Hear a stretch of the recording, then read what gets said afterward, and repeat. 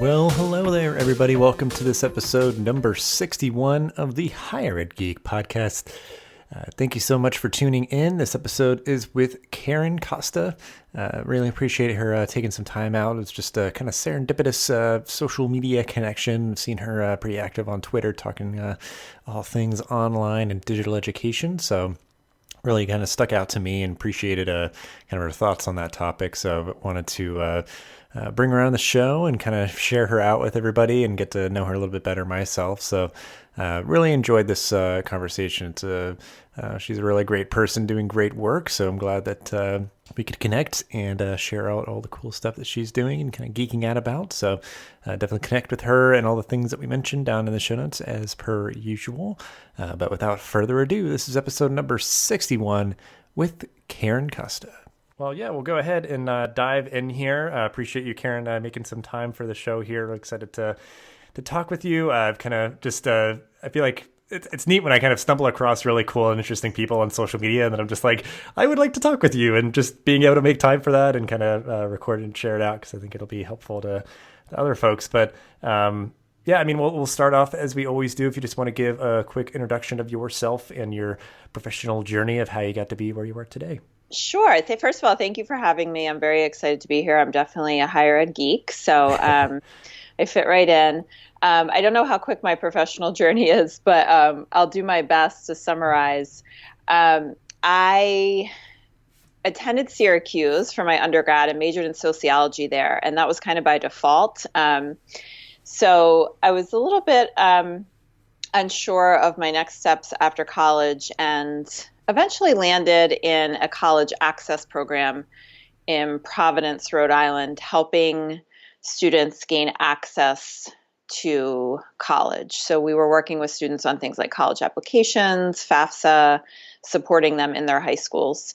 And that is when I hooked into higher ed as a career. I fell in love with that work. We were taking students to college campuses on college visits. And I loved working with my students and helping them, but I really loved being on a college campus. So I decided to go back and did my master's at UMass in higher education. And after I graduated from there, started working in a community college. And I was there for about 6 years, doing a lot of admin work, but I was also teaching at the same time. I think that's something that's sort of been unique in my career, is that I have that admin experience, but I've also always taught. So very much, I hope, building bridges between student affairs and academic affairs in my career. After about 6 years, I had a little one at home, and the center could not hold. So I ended up leaving that full-time position, and that's when I started working remotely, which time flew. That was about 8 years ago. So I've been teaching fully online since then. I've been doing a lot of writing, and I also do a lot of faculty development work. So that's where I am today, fully remote, and sort of that, as I mentioned to you before, multi-hyphen career. And I would say writer, teacher, faculty development would be the sort of three main categories of that journey.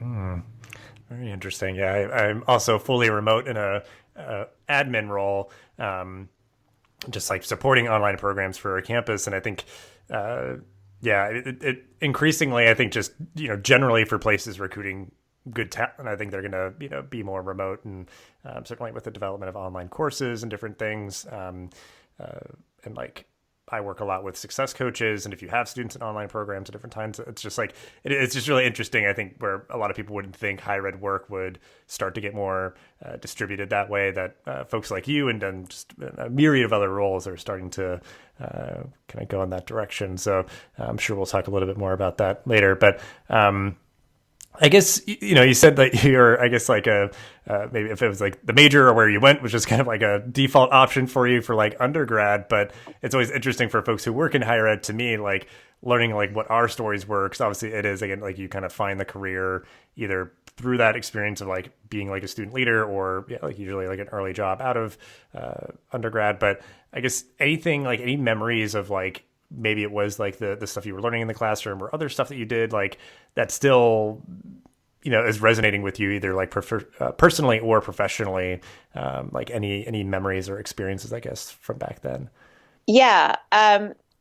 First of all, hindsight is 2020, and of course, I don't think I'm alone. And when I look back at my undergrad, I would do, I would do a lot of things differently Mm-hmm. if I knew then what I know now, and I would probably be a lot more engaged and take advantage of a lot more opportunities. But one thing that comes to mind, it's kind of a funny thing. I do a lot of work now on video, and I use videos in my online teaching, and I help faculty to use videos in their online teaching, and I'm writing a book about how teachers can use video in their teaching. And I actually started at Syracuse. The reason I chose Syracuse was for their broadcast journalism program. And my original plan was to be a news anchor. I had been hooked into the media program in my high school and had the most tremendous learning experiences my junior and senior year. We were basically, by senior year, we sort of had our own little television show within the high school, and our teacher was amazing and really allowed us to be creative. And I thought that was what I wanted to do for my career, was to be on the news. And so I researched colleges that had great journalism programs and ended up at Syracuse in their Newhouse program. And within, I would say, about 6 weeks, I realized that it wasn't the right fit for me. It was very different than my high school experience, which had been a lot more collaborative. It felt a lot more competitive. It's a great program, but it just wasn't the right fit for me. So I changed my major to undecided. And I've had mixed feelings about that, like wondering if I maybe kind of gave up on that too easily.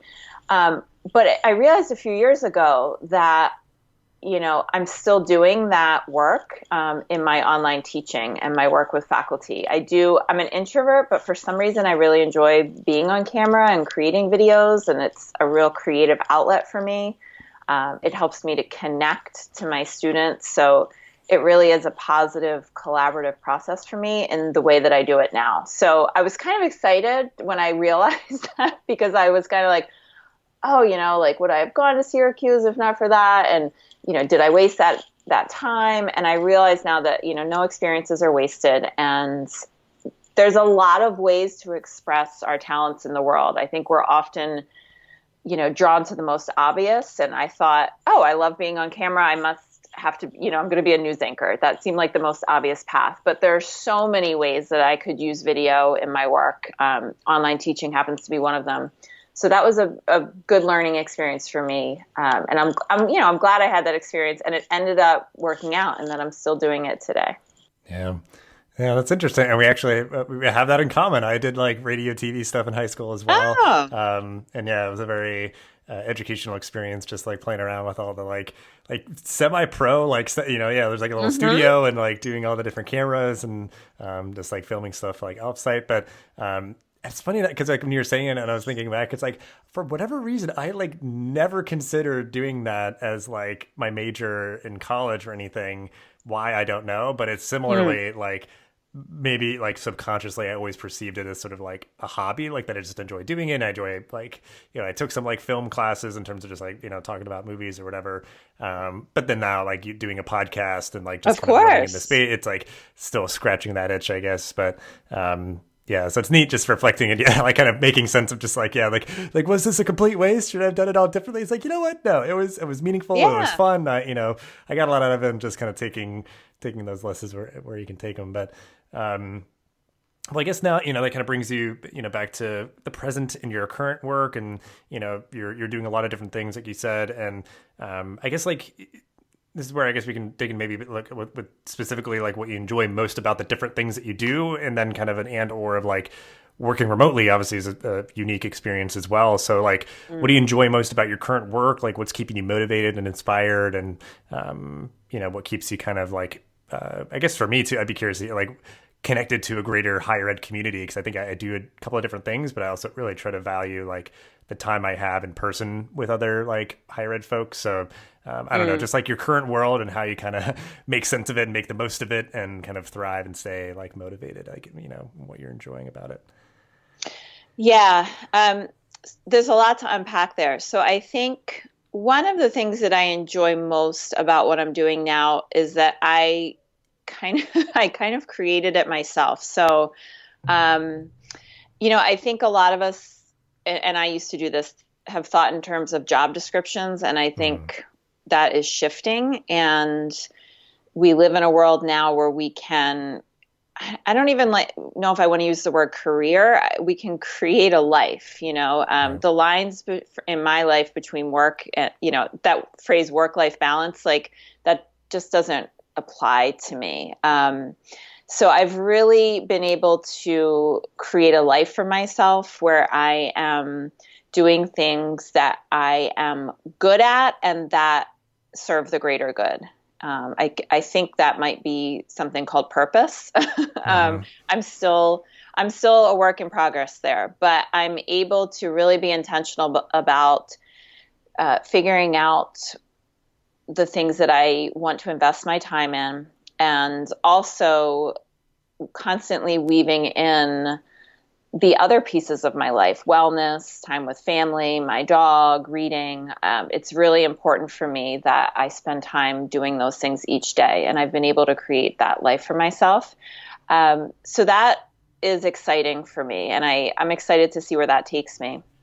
I would also say that what got me into higher ed was this idea that it could transform people's lives for the better. I started out, like I said, working in a college access program. So I worked with students who, what we might call non-traditional students, I now call them new traditional students, many of them, first generation college students. And I believed then, and I believe now, that when we help people gain access to college and we create pathways for success, that it is transformational. So higher ed has always been sort of social justice work for me, and it continues to be. And I've been able to, again, weave that into all of the work that I do, whether it's working with students in my teaching, whether it's working with faculty, whether it's writing. I hope that I'm able to keep that at the forefront, that I'm doing this work so that people can live happier and healthier lives. In terms of working remotely, some of the most obvious benefits to that are that I have a ton of flexibility. I make time most mornings to get to the gym. I wasn't able to do that when I was working, in a typical 9 to 5. I can take my dog for a walk in the middle of the day. I have many, many pairs of sweatpants that are my work uniform. So, I probably take that for granted sometimes, how awesome that flexibility is. But it really is pretty awesome that I can, meet those personal needs and have that sort of relaxed atmosphere. As I mentioned, I'm an introvert, so I can find a balance between taking that time that I need for myself, but also I'm absolutely very intentional, increasingly so this year, about connecting with people online through LinkedIn, through Twitter, and then taking those conversations that maybe are happening on LinkedIn, for example, into, a Zoom chat or whatever, which I've been doing more this year. So it's been really cool. 2019, for some reason, I've been really building a lot of positive connections with people that I've never met in person. So that balances out, some of that isolation, which is one of the downsides of working remotely.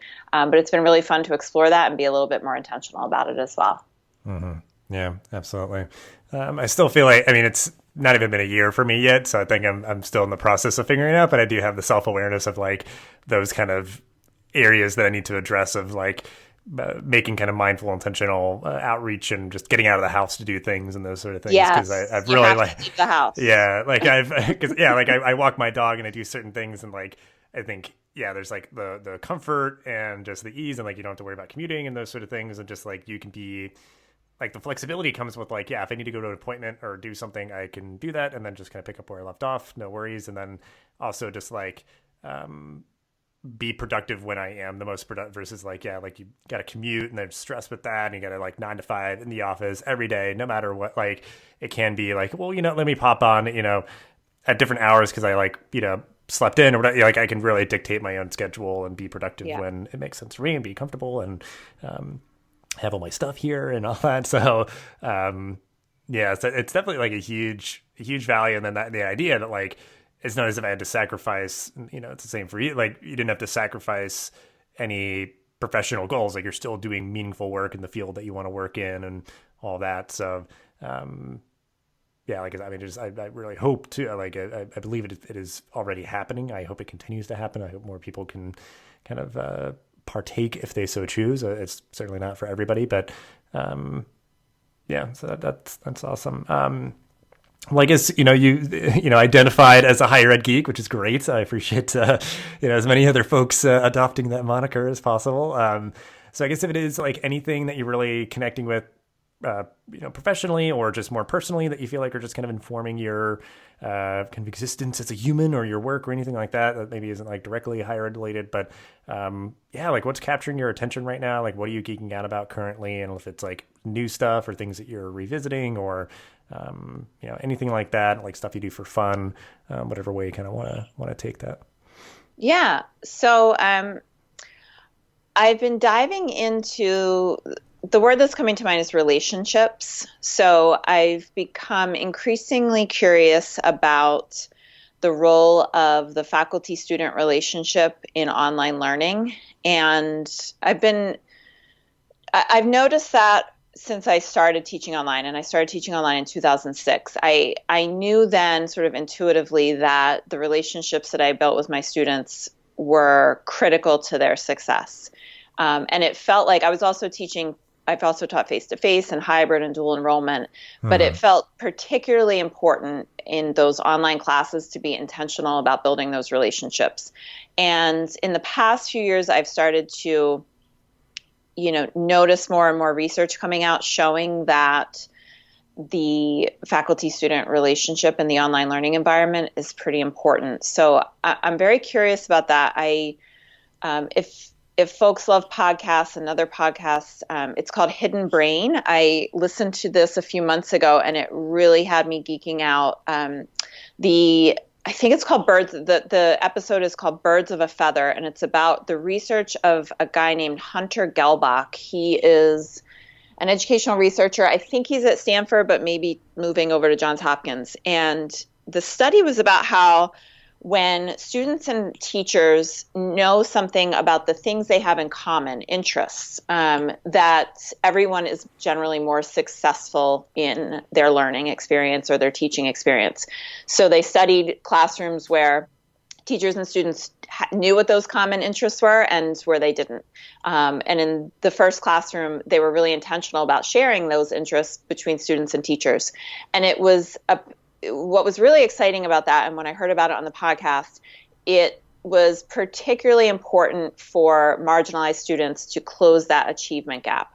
So that really got me thinking about how we build relationships with students in online learning. And one of the ways that I do that is through video. But I'm really curious about how, I have this sense, I've just had a feeling in the past year that online education is sort of moving into a new era.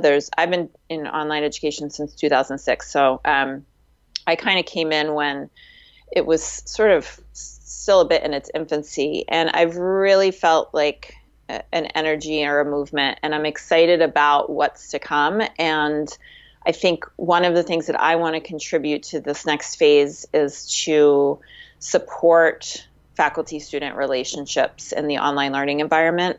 And so I've been reading about symbiotic relationships out of the fields of biology and ecology. And one of the words that is really guiding me recently is this concept of mutualism. And in a symbiotic relationship, mutualism means both organisms benefit. So I've been thinking a lot about that. The contrast would be parasitism, where one organism benefits and the other is harmed. So I'm really curious about how, mutualism or that idea could be woven into our work in online education to think about how faculty and student relationships are built, and also to focus on the interdependence of student success and faculty success. That's another big one for me. I think we talk a lot about student success in higher education, rightfully so. I'm a student success evangelist, but I'm also really curious and passionate about faculty success, because I think I don't think you can have one without the other. I don't think you can have student success if you don't focus on student success. And I also think faculty success matters in its own right. So yeah, those are what I'm geeking out about and reading about and writing about right now. Yeah, very good. Yeah, because I think it's like, in my experience, there can be obviously so many other people that are there as support and resources for a student in an online course, an online program. But by default, like the faculty member is the one like that they kind of have to interact with on a regular basis. So it may be like one of like maybe their only or their most kind of salient kind of conduit to be connected and feel like part of a community and feel supported and kind of all those things. And especially for the folks who we would want to provide access to, and have them have that feeling and feel kind of empowered and encouraged to persist and all those sort of things. So it's definitely really important. I think it's something that it's like it just doesn't get as much attention, or it's not as much kind of not as loud in the kind of the zeitgeist of higher ed, especially in like digital education. There's a lot of stuff that we can do to kind of track student performance and address it and all those sort of things. But you must go too far in that direction, and then you're neglecting, I think, another important part of the piece, like you said, with faculty success. And because I think it's also like it shouldn't be surprising, because I think that's a fairly understood kind of metrics of success for like on-ground students. Like faculty interaction is like a positive thing. That just that's, I think, pretty straightforward. But I guess it's the assumption that when students are in an online course, they're not looking for that or something. Like there's some of this residue that I think we continually have to like wash away. I have a lot of like stigma or just sort of like myths about digital education. So I feel like that is one part of it, is like, oh, they don't need to be like feeling like they're part of a community. That's why they chose to go online. It's like, no, they still like chose this institution for a reason, and they want to, they can, there's the potential, the capacity for them to have a lot of affinity for that institution. And I think a faculty member can play a pretty big role in that. Like I said, is kind of one of the few kind of like required or, repeated continual touch points that they have throughout their program. So, and it sounds like even just like minimal rapport building, like you're saying, just like feeling like something you have in common with the faculty, like is beneficial. Like it obviously doesn't have to be like they're meeting one-on-one every week with every single student. It's like, no, even just like bringing yourself into your classes and like having a personal touch to it. Like it sounds like that's what's valuable, I guess. And I would add to that, one of the most common things that I hear from my students when I'm teaching online, and have been for years, is that they'll say, I didn't know if I was going to even get a chance to talk to my professor, or I didn't know if I would get to know you at all. And it was, it was so exciting for me, and it improved my experience so much that I got to know you. So I've been hearing that for years. So it was really exciting for me to, I'm starting to see research that supports the role of that faculty-student relationship in student achievement and retention, course completion, persistence, all those good things. And, the other thing I would say is that nobody spends more time with our students than faculty. So we've got this huge resource there, and I don't think we always acknowledge it. And that's not to discount the good work that's going on in other places, but that just seems like a logical conclusion to me, that we have the folks who are spending the most time with students have a lot of power to influence them and support them. Yeah. So it sounds like, just bringing themselves to the classes and like video and personal touch and all of that. And then just like probably just making themselves available. Like you said, like the students may not feel like the faculty are willing to make time or can make time or any of it, but like really, as many do, sort of in person, of this whole, kind of open door policy, of just being like, please come in, like office hours and those sort of things. Is like, just make sure you're also making yourself available, like digitally, like people can book appointments and you have like just standing digital office hours, or just like, offer that readily as an option if a student, seems to have a lot of questions or something. Like just changing a little bit of that sort of, because obviously it's super easy just to send a bunch of emails or something, or just kind of, I don't know, on either side assume it's like, well, they can't make time or they don't want to make time or any of those sort of things.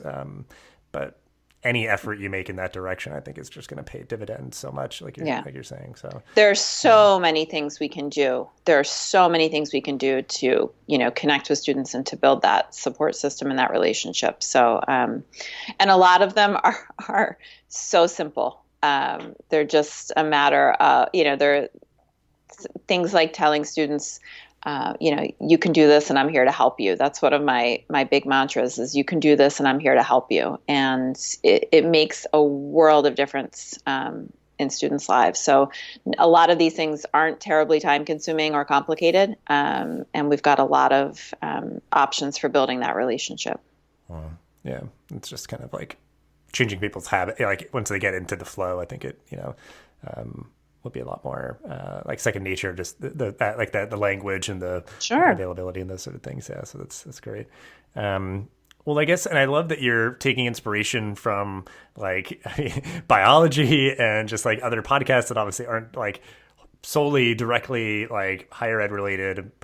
Just certain episodes might be just broadly more education related. So, I mean, is there anything else that specifically you'd want to recommend the show notes of things that you're like reading, watching, and or listening to? As long or as short of a list as you might want to give there, but sure, perhaps it's just like one of each or something. But yeah, oh gosh, well, one of I'm going to recommend a couple books, and then I'm going to probably kick myself for just saying a couple. But one of the ones I would recommend is called The College Fear Factor by Dr. Rebecca Cox. I think this should be required reading for everyone working in higher education. And Dr. Cox did a research study of first-year students and their teachers, folks teaching the first-year English comp course at a community college. And it's incredibly insightful about how we can best support first-generation college students. And it is something I use in my work daily. The other book that I would recommend is a book called Brain Rules by John Medina. I'm very interested in the intersection between neuroscience and education. Some of us call it brain-based teaching, neuroeducation, mind-brain education science, but that's a growing field that I would definitely encourage people to check out. There's a lot of good books on it. Another one's called Neuroteach, but Medina's was one of the first that I read, and it really helped to give me an understanding of how the brain works, which is, I think, really important to being a good teacher. One of the tenets of brain-based teaching is that the brain is the primary organ of learning. So it's important to know some of the fundamentals about how it works. And that's not something I think most of us were taught about in our, education about education. So I would definitely recommend that for folks who want to improve their teaching and learn a bit more about the brain. Very good. And then, yeah, I guess it is really related to the other podcast you mentioned, Hidden Brain.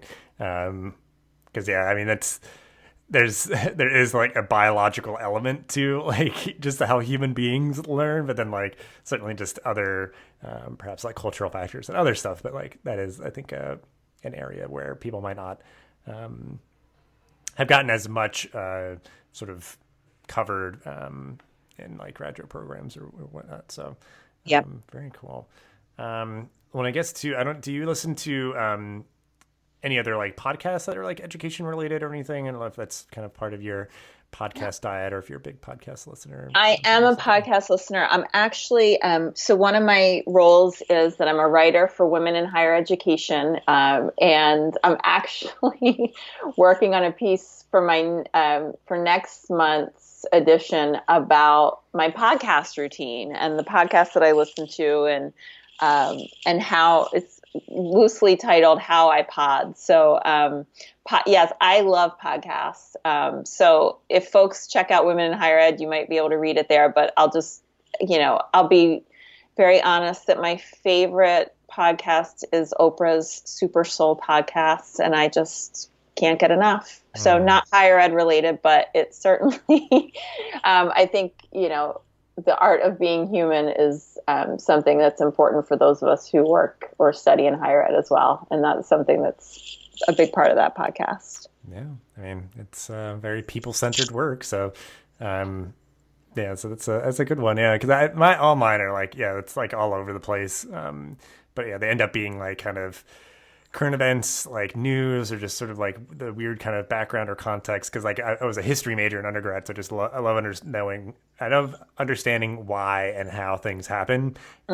So there's a lot of like good podcasts that always kind of like dig in really deeply with like, a certain piece of news. But, So, yeah, because when, like, as of the recording of this, if you're posting it for next month, I believe it might be out, or people can check out the site and make sure that they're keeping an eye out for it. But great. Well, yeah, we'll link out to all those things. And then, yeah, we'll wrap up the episode here on the optimistic note that I always love ending on, of what is something, or, some things that you are looking forward to in your life, job, and or the world. So any or all of those categories, just something that you're looking forward to. I'm really looking forward to July. I've been, I teach online, and I've been teaching through the summers.